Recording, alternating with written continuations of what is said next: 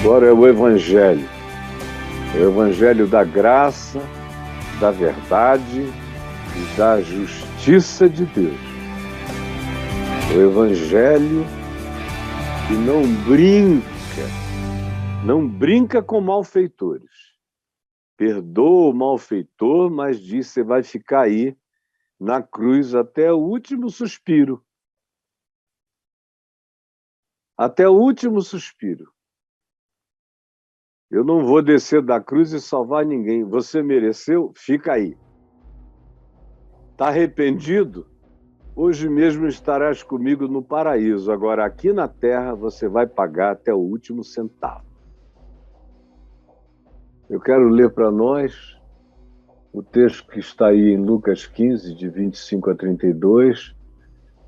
Provavelmente seja como evangelista que ficou a vida inteira viajando nos estádios de futebol, ginásios, teatros, praças, pregando o evangelho da graça e da misericórdia de Deus para milhões de pessoas desde 1973.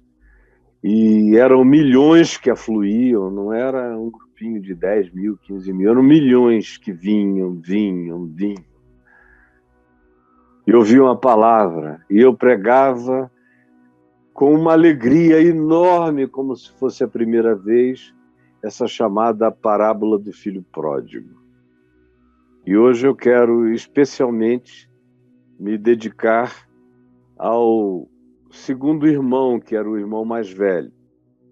Quem já leu isso aqui, ou já ouviu muitas vezes a história, sabe que esse pai tinha 2 filhos. E o filho mais novo estava achando que o pai demorava muito a morrer. E para ele receber a sua herança, ele precisava, obviamente, que o pai morresse. O pai não morria, era um homem cheio de saúde, vigor. Houve um dia em que o cara perdeu completamente a linha e chegou e falou: pai, desculpa, mas você está morrendo demais, demorando demais a morrer. E eu preciso dessa herança, senão daqui a pouco eu é que vou estar na meia idade esperando você morrer. Quero aproveitar minha juventude, por que você, ao invés de morrer, não reparte logo os bens? O filho mais velho, esse aqui que falava era o mais novo, teria direito ao dobro da herança, 2/3. E o filho mais novo ficaria com 1/3. Ele não está nem reclamando do fato de que o mais velho ficaria com mais, conforme a lei e os costumes determinavam. Não, ele só quer que o pai morra logo, para ele meter a mão na grana e ir para o puteiro, ir para a canalice, ir para a sem-vergonhice, ir para... Pelo menos teve a dignidade de dizer: aqui perto de casa não, com gente da minha família não, com a vizinhança não, com o pessoal que conhece meu pai não. E foi para o fim do mundo viver a sua sacanagem.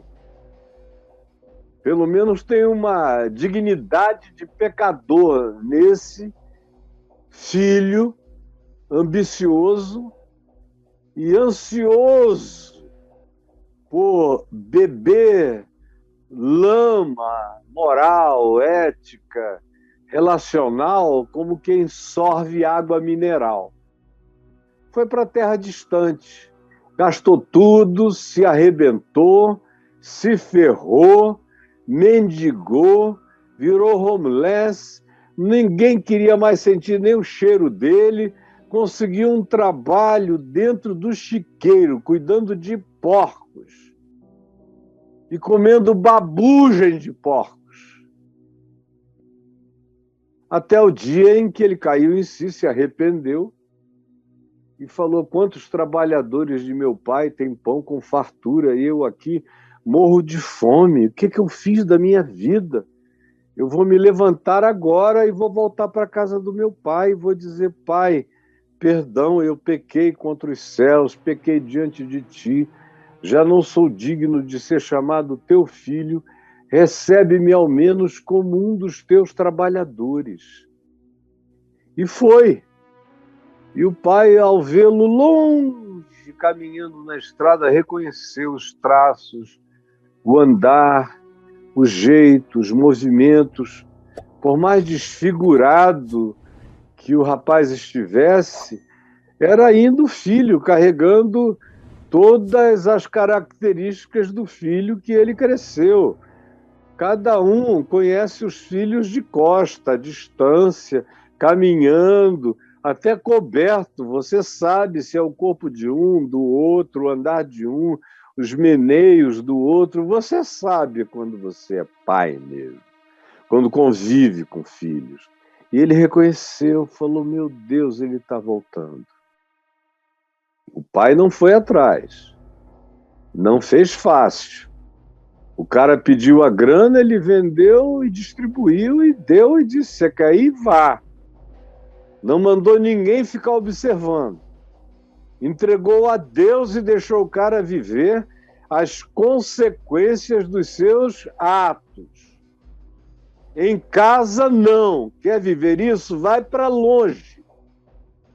Não quero nem ver o que você vai fazer com a sua vida. E o cara teve essa dignidade mínima de ir, ao invés de ficar atormentando pai e família em casa. Mas na volta o pai o reconheceu e, tomado de compaixão, correu na direção do filho, o encontrou no meio do caminho. E o garoto já foi se curvando, dizendo, pai, perdão, perdão. Eu pequei contra os céus e diante de ti já não sou digno de ser chamado teu filho. E o pai se interrompeu, não deixou o filho nem concluir a oração que ele tinha elaborado, imaginado, o pedido de perdão. O pai parou o fluxo e chamou os seus servos e ajudantes e funcionários e disse, tragam agora aqui, troquem as roupas desse menino, tragam uma roupa limpa para ele, coloquem o anel da família. Ele deve ter saiu daqui com o dele, deve ter vendido tudo para fazer dinheiro. Coloquem um anel da nossa família nele, para ele se sentir pertencendo. E uma sandália nos pés, ele está todo ferido, esmulambado e com fome. Preparem um banho também, e perfumes. Mandem matar aquele novilho cevado, gordo. Vamos comer carne boa hoje. E contratem a melhor banda da cidade, a melhor música da região, porque hoje eu vou celebrar. Eu, o pai, vou celebrar. Porque este meu filho estava morto. Para mim, ele tinha morrido. Foram anos de silêncio. Eu já tinha internalizado o fato de que ele não voltaria, embora as minhas esperanças me mantivessem sempre escrutinando o horizonte da minha terra, até o dia em que ele irrompeu, miserável, mas vivo. Eu tinha perdido as esperanças e hoje eu quero celebrar. E Jesus disse, é assim que o nosso Pai Celeste faz. Ele tinha contado a história do pastor que deixa 99 ovelhas no aprisco e sai atrás de uma que se perdeu. Ele tinha contado a história da mulher que perdeu uma dracma em casa e procurou até que achou e deu uma festa para as amigas. Aí ele conta a história desses dois irmãos e desse garoto sobre o qual eu estou falando. E em ambos, nos casos anteriores, tudo terminou com essa festa. Festa do pastor que achou a ovelha perdida, festa da mulher que achou a dracma perdida, festa desse pai que achou o filho que recobrou o filho perdido, que celebrou com alegria. E Jesus disse: assim é meu Pai. Diante de um pecador genuinamente arrependido, quebrantado, como o texto diz, que fez um looping, caiu em si, se voltou sobre si mesmo. É uma expressão psicológica maravilhosa do cara que, como quem estava de fora, como quem tinha saído de si e vivido fora de si, agora volta a si. É como se ele tivesse recobrado o espírito, a mente, a lucidez, o bom senso, o raciocínio, o pensamento, a consciência, novas categorias de reflexão, que a Escritura chama de arrependimento, que significa mudança da mente, metanoia, mudança de valores, conceitos, que afetam o caráter, que mudam a atitude, que alteram o comportamento. E o pai disse: eu agora posso celebrar, vamos celebrar. E não pediu autorização para ninguém, era tudo dele, a casa era dele, os filhos eram dele, os bens eram dele, a alegria era dele, a esperança era dele, ele era o pai. Ele não esperou o filho mais velho chegar do trabalho no campo, na fazenda, para perguntar: olha, teu irmão voltou, o que você acha? Estou pensando em fazer uma festinha. Não, ele simplesmente fez, o direito é dele. A relação com Deus carrega essa individuação. É cada indivíduo com ele. Não tem que haver permissão da igreja, permissão dos irmãos, permissão da comunidade, permissão da família, não tem que haver aceitação conjugal, não tem que haver uma média ponderada de consentimento relacional, não! É uma escolha solitária do pai. Ele é o pai individualmente. Ele não compartilha a sua paternidade com ninguém. Nem com anjos, nem com arcanjos, nem com seres de nenhuma natureza ou dimensão. Não entrega seus filhos a nenhuma calamidade.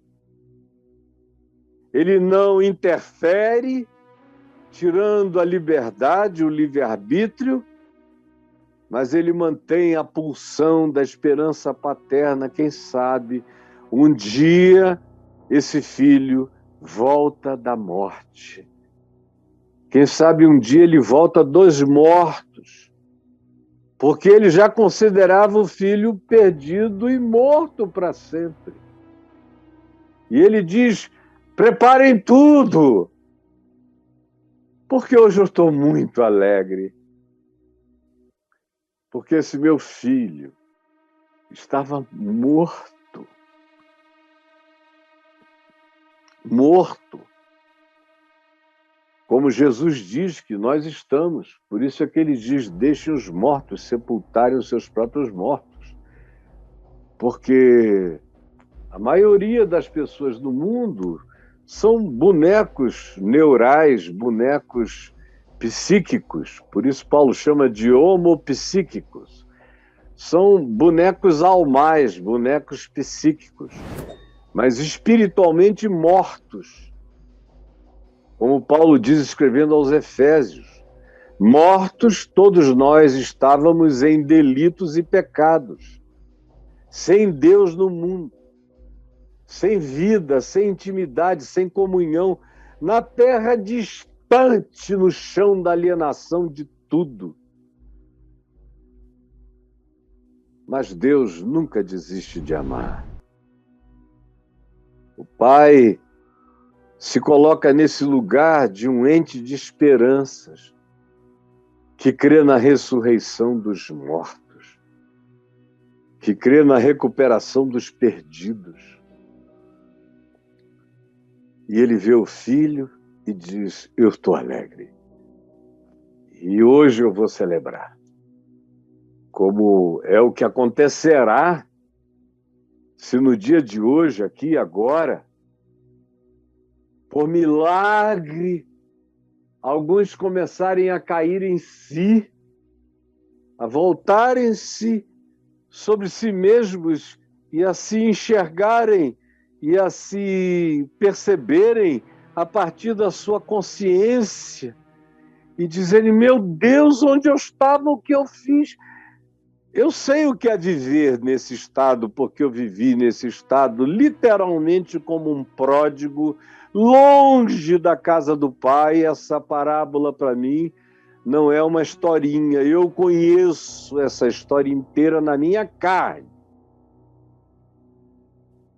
Até o dia em que eu caí em mim. Eu falei: meu Deus, o que eu estou fazendo aqui? 33 amigos presos na Ilha Grande. Os militares querendo me prender para me mandar para lá, no meio dessa ditadura miserável. Na casa do meu pai não há pão com fartura, porque ele é um homem que se fez pobre. Escolheu viver a vida de um pobre, tendo sido rico, se fez pobre para se identificar com aqueles aos quais ele queria evangelizar.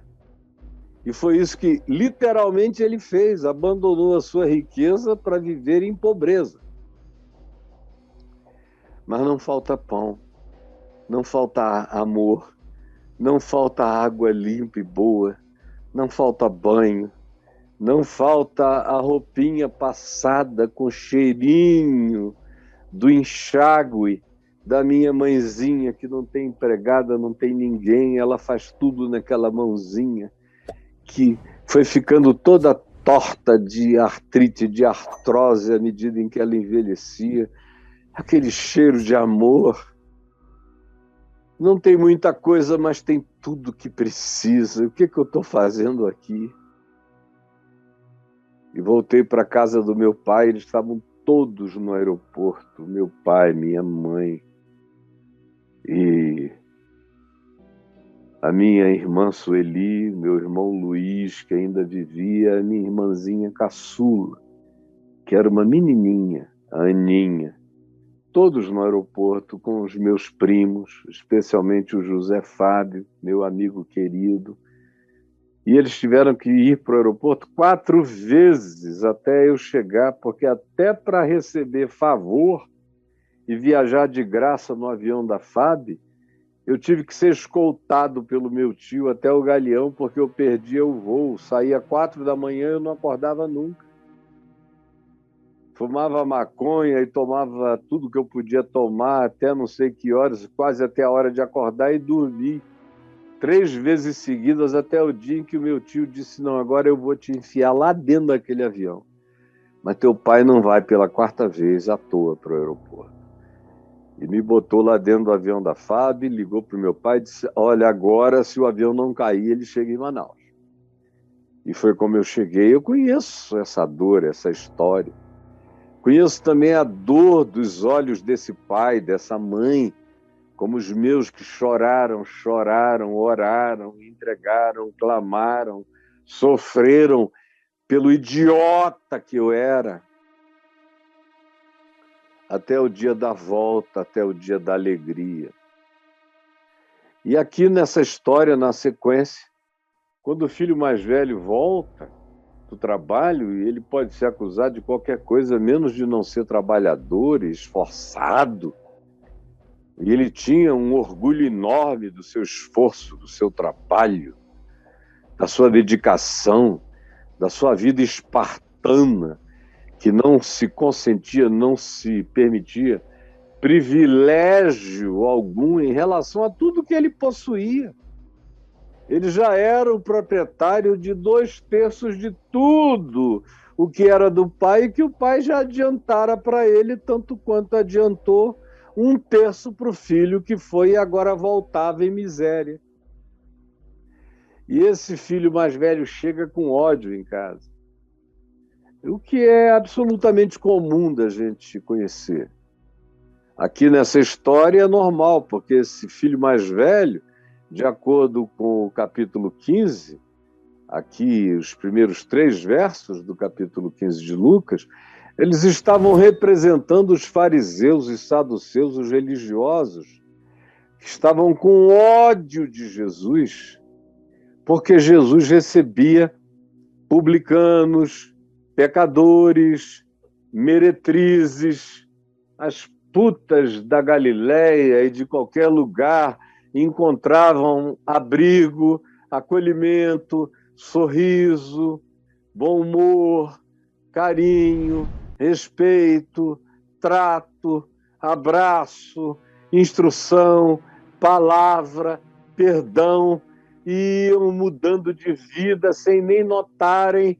Enquanto isso, os irmãos mais velhos, os religiosos, os fariseus, os que estavam se afadigando, desde novinhos, eu não bebo, eu não fumo, eu não danço, eu não transo, eu nunca peguei ninguém, eu não me masturbo, eu sofro, eu tenho um tesão que dói no ventre, mas eu sou crente, eu sou de Deus. E aí, um cara como eu se converte e vem, e eu experimentei uma quantidade enorme de pessoas com raiva, com grande mau humor, dizendo: esse canalha batia em todo mundo, pegava todo mundo, comeu quem quis, fez tudo o que quis, machucou gente, hospitalizou pessoas de bater mesmo, e agora volta e está sendo recebido como alguém abraçado pela graça, e já está pregando, e já tem gente se convertendo, e tem gente se alegrando, e ficaram com raiva muitos, achando que aquela era uma liberalidade que não podia acontecer tão rapidamente, que eu precisaria, quem sabe, ficar alguns anos de quarentena. Alguns anos de quarentena.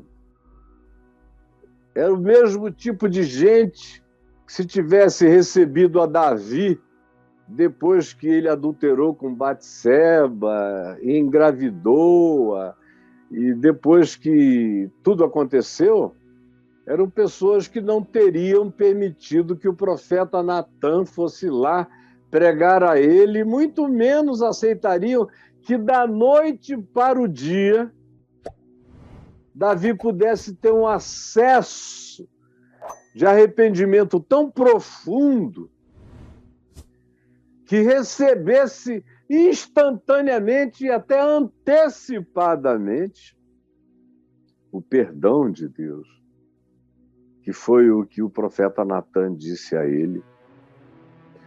Quando ele, ouvindo o que ele tinha feito, através da imagem de uma parábola, através da arquitetura de uma metáfora que contava exatamente o que ele tinha feito com Urias, o marido de Batseba, toda a canalice que Davi tinha feito, que completou-se ainda com um homicídio indireto, mas que tinha diretamente a vontade e o arbítrio dele, Davi. E o profeta Natan, quando Davi disse: eu pequei contra o Senhor pela primeira vez depois de 9 meses, deu tempo da criança nascer, sem ele ter nenhum arrependimento, e de repente o profeta chega, fala, conta a história numa parábola, ele se enxerga, cai em si e grita: eu pequei contra o Senhor. E o profeta Natan diz: mas o Senhor também já perdoou o teu pecado. Eu estou aqui, não é para que Deus te perdoe, é porque Ele já te perdoou. Quem te fez saber que tu estavas como um filho pródigo no chiqueiro foi a luz divina, quem te deu a bênção de voltar sobre si mesmo, de fazer o loop da lucidez e se enxergar, foi a graça divina. Quando você se arrepende, genuína e sinceramente, é porque você já foi tocado pelo perdão de Deus. Antes de você se arrepender, o perdão é que provocou o arrependimento no seu coração. Arrependimento é uma virtude sublime, mas infelizmente só precisam de arrependimento as pessoas que praticam o mal. E pessoas que praticam o mal não conseguem produzir coisas sublimes.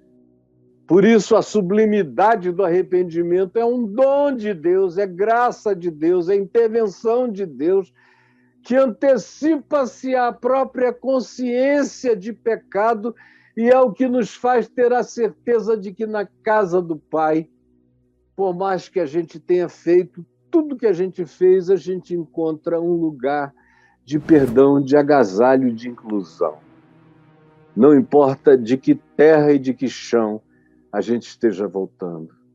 Mas quando o irmão mais velho voltou e viu a banda tocando, todo mundo comendo, vestes de festa, alegria, o vinho rolando, solto, o pai esfuziante, os amigos celebrando com ele, como Jesus disse, os anjos nos céus dando festas de alegria por um pecador que se arrepende, muito mais do que por 99 justos que não precisam de arrependimento. Quando o filho mais velho viu esse espetáculo da graça, ficou com ódio. Ódio do irmão ele já tinha, porque o irmão foi, pegou dinheiro, gastou tudo, fez tudo o que queria, comeu quem queria, bebeu o que quis, transou com quem quis. Ele se soltou na miséria. Enquanto esse mais velho trabalhava, economizava, praticava usura contra si mesmo. E quando percebeu a indulgência, a misericórdia do pai, ficou com ódio. Do pai também. Que pai mais canalha, bem que esse filho merece esse pai. Porque esse filho vai e faz o que fez, volta e esse pai acolhe, perdoa e ainda dá uma festa. Que ódio desse pai, que ódio da graça. Como eu encontro gente que diz, essa tua graça eu odeio. Como eu vi um teólogo que cresceu ao meu lado, porque eu peguei sem que ninguém soubesse nem quem ele era, e o coloquei ao meu lado e o apresentei ao país inteiro durante anos e anos e anos, e dando responsabilidades e privilégios a ele, que de outra sorte ele jamais teria tido, ele e muitos outros, que eu vejo hoje contando histórias que eles aprenderam comigo e tudo que aprenderam comigo, sem nem mencionar que foi comigo que aprenderam. Mas eu vi há um tempo atrás esse acadêmico, teólogo, um bom pensador cristão, e que eu sempre julguei como um homem piedoso. Depois que ele foi ofendido por alguém que ele amava muito e que o traiu, e eu estendi o meu manto de graça sobre essa pessoa, a quem ele passou a odiar porque ele se sentiu traído, e eu reconheci a traição, fui veemente em relação à traição, mas percebi o arrependimento e acolhi com todo amor, e ele ficou com raiva. Me disse, essa graça do Caio é pura promiscuidade, é graça demais. E eu já ouvi isso centenas de vezes, é graça demais. Tem que ter cacete. Tem que botar na quarentena por muito tempo. Não adianta dizer que Deus visitou. Deus pode até ter visitado, mas eu não permito. E foi o que esse irmão mais velho fez, com essa raiva da graça de Deus. A graça de Deus produz muita raiva no coração de gente certinha, de moralistas, de pessoas que se consideram acima do bem e do mal, ilibadas, econômicas, frugais, que não gozam nada, que não aproveitam nada, que economizam tudo, que reduzem a vida a um chão tão pequeno e depois, presos nas suas próprias categorias limitantes, ficam com raiva de qualquer um que não tenha imposto para si mesmo territórios tão estreitos, tão pequenos, tão sem vida. E ficam com raiva. A grande raiva nos dias de Jesus, contra Jesus, não eram os romanos achando que ele era legal, com o pessoal da Galileia, nem com as meretrizes, pecadores e prostitutas e publicanos e não sei o quê. Não, eram os religiosos. E quanto mais religiosos, com mais raiva ficavam da graça, do acolhimento, do perdão de todos, a qualquer um que arrependidamente chegasse. E não significava que a pessoa ia conseguir necessariamente consertar os erros passados, porque há coisas para as quais a gente não tem nunca mais como consertá-las. Ou elas são perdoadas, ou elas não serão consertadas, porque o que passou, na maioria das vezes, não existe mais meio de retorno para que se pratique algum tipo de remendo. E era o caso desse garoto. Não tinha nada a fazer a não ser perdoar, acolher. Ele estava arrependido, mas o irmão queria era mandá-lo de volta, dizer, deixa morrer no chiqueiro, na pocilga, cretino, canalha. E eu fiquei esses anos todos aqui. Aí o pai, quando sabe que o filho está lá fora com raiva, sem querer entrar, sem querer ver o irmão, sem querer se reconciliar com nada nem com ninguém, esbravejante, cheio de ódio, de raiva, de impropérios, de palavrões, coração tomado de zanga, praticando a espiritualidade do ódio, da diferença, do eu sou eu e ele eu nem sei quem é, meu irmão é que não é, irmão meu não vive assim, jamais viveria assim, eu não reconheço, eu não admito, eu não aceito, não aceito. O pai vai lá e diz, meu filho, para com isso. Aí ele diz, você é um desavergonhado, sem caráter. Esse cara gastou tudo que é teu com prostitutas, meretrizes, vida na boêmia, na orgia. Aí diz que se arrependeu, que caiu em si, volta, e tu botas um anel no dedo dele, o vestes com vestes da graça, bota-lhe sandália nos pés, manda matar um novilho para uma churrascada e contrata a melhor banda da cidade. Vai se ferrar, papai. E o pai diz, meu filho, tem compaixão do teu irmão. Olha para mim, eu o recobrei com vida. E fica sabendo o seguinte, o que está acontecendo aqui é uma migalha perto do que tu tens e do que eu te dei. E o filho diz, eu nunca peguei uma única cabritinha do rebanho para matar e comer com os meus amigos. E tu mandas matar o melhor da fazenda, o novilho cevado? Aí o pai disse, olha, você só não comeu 1 cabrito, 2 cabritos, 10 cabritos, 100 cabritos, porque não quis. Porque tudo é teu. Tudo que é meu é teu. Tu podias estar vivendo na minha casa, com liberdade, com alegria, com paz, com generosidade, usufruindo o que é teu. Tu és meu herdeiro, co-herdeiro comigo. Tu é que te punes, tu é que te privas, tu é que constróis mandamentos contra a vida e diminuis o espaço da tua existência e vives praticando usura contra ti mesmo. E tu queres o quê? Amesquinhar meu coração? O meu não.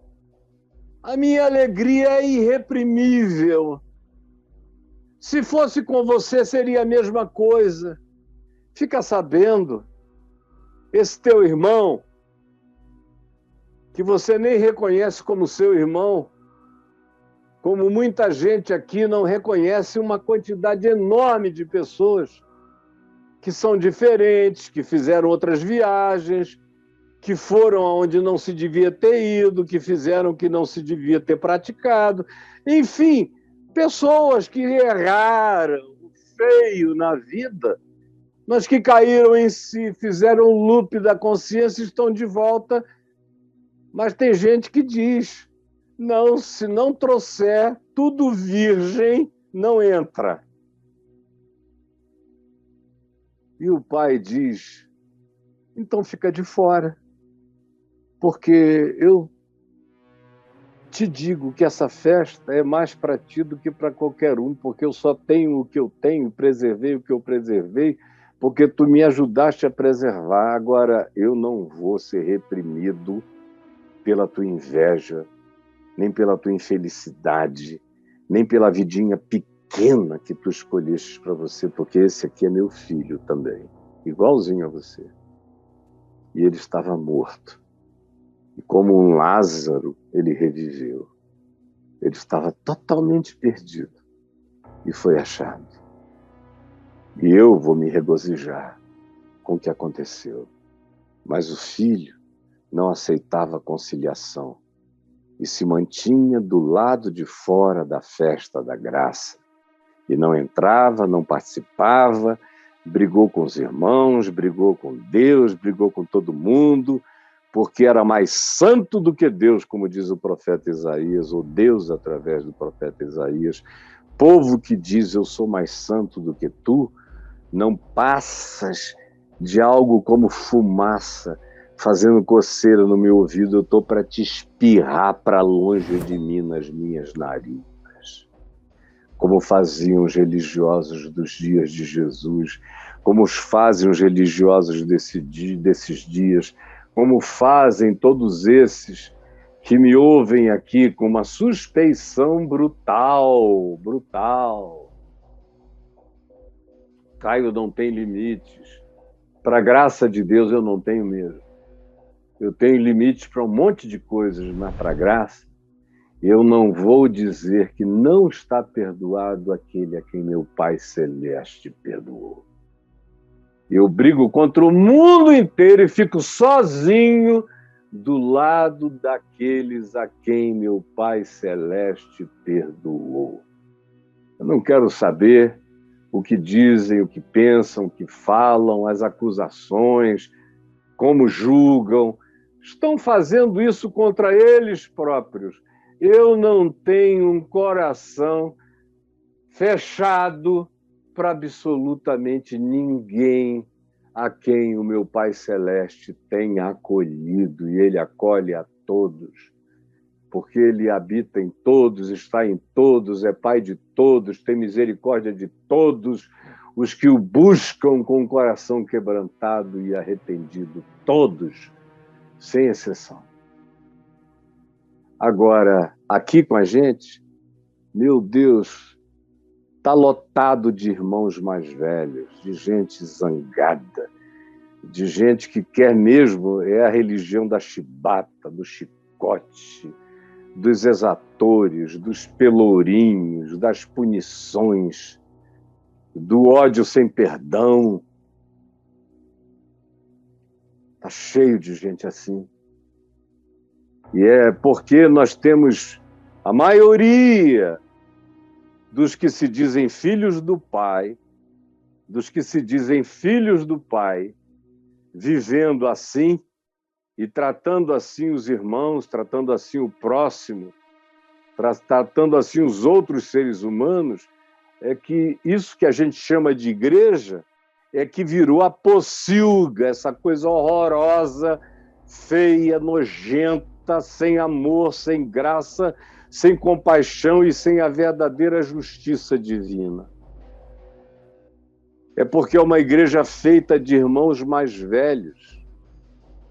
Não, nem tão pouco como esse irmão aqui, que era só um invejoso, usurário, medíocre, pequeno, feio. Não, os de hoje julgam os que estão querendo voltar, não permitem, enquanto eles próprios são hipócritas, pegando todo mundo na casa do Pai e fingindo que são os seres mais ilibados que se possa encontrar. A nossa situação ficou infinitamente pior, porque o irmão mais velho que diz eu não comungo com esse, é o mesmo mentiroso que come babuja escondido e que julga aqueles que fazem isso às claras.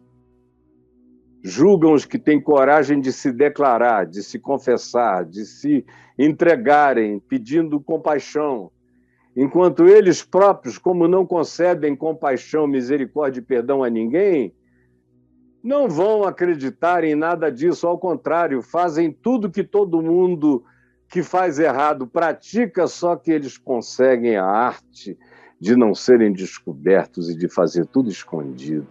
O pecado desses atuais irmãos mais velhos é infinitamente pior. Eu não vou me alongar mais, porque se eu somar as horas que eu já falei, não sobre esse irmão mais velho, mas sobre tudo nessa parábola, sobre o pai dos irmãos, sobre a história de cada um deles, sobre a existencialidade que habitava cada um desses corações, sobre o processo do avistamento paterno, já falei de tudo. É um dos ambientes do Evangelho mais prazerosos para mim, porque eu o conheço como um protagonista miserável do episódio. E depois eu tive que vivê-lo com meu filho Lucas, eu tive que vivê-lo com milhares de outros. Acolhendo, sem querer saber os traços da lama, nem da pocilga, nem o cheiro, abraçando na caatinga, no fedor, porque eram filhos, irmãos, filhos do meu Pai Celeste, e são.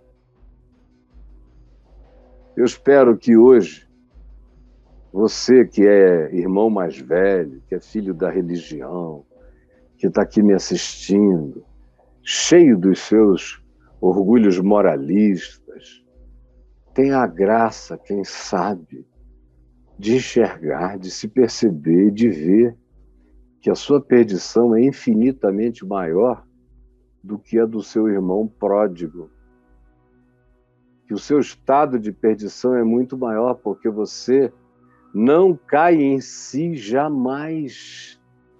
E você vive a graça de Deus com usura. Você não experimenta a misericórdia, a compaixão, você não respira o oxigênio de Deus como amor, como bondade à sua volta e em você o tempo todo. Você se priva da bondade divina e fica com raiva de quem usufrui. Você transformou o evangelho num código de moralismos e odeia aqueles que o entenderam como boa nova acolhedora. Mas não tem problema. Eu vou continuar até o fim da minha vida abraçando os filhos de Deus que ninguém quer abraçar. e vou, em nome do meu Pai, para o lado de fora da festa, tentar ver se eu consigo demover alguns irmãos tomados de hipocrisia perversa, a aprenderem a se alegrar com a graça, com o perdão, com a misericórdia, a aprenderem a acolher irmãos que fizeram viagens diferentes, que nunca vão poder mudar o passado, mas que estão se apresentando com um novo coração para viver o presente. Senhor Jesus, eu peço que essa palavra que todo mundo conhece, que é conhecida no inferno, especialmente pelos muitos irmãos mais velhos que foram para lá, porque não quiseram entrar no baile da graça e do amor de Deus. Eu peço que o Espírito Santo transforme essa história simples e singela numa bomba de graça, de misericórdia, de autoenxergamento, de arrependimento, de salvação para os religiosos, de perdão para os religiosos, para aqueles que praticam a espiritualidade do ódio, do apartheid, da separação. Só um milagre pode fazê-los enxergar, abrirem mão das suas maldades de juízo e entrarem relaxados na festa da graça e abraçarem os irmãos a quem o Pai já acolheu. É o que eu peço que por tua misericórdia tu realizes hoje e agora, no coração de muitos, em nome de Jesus. Amém.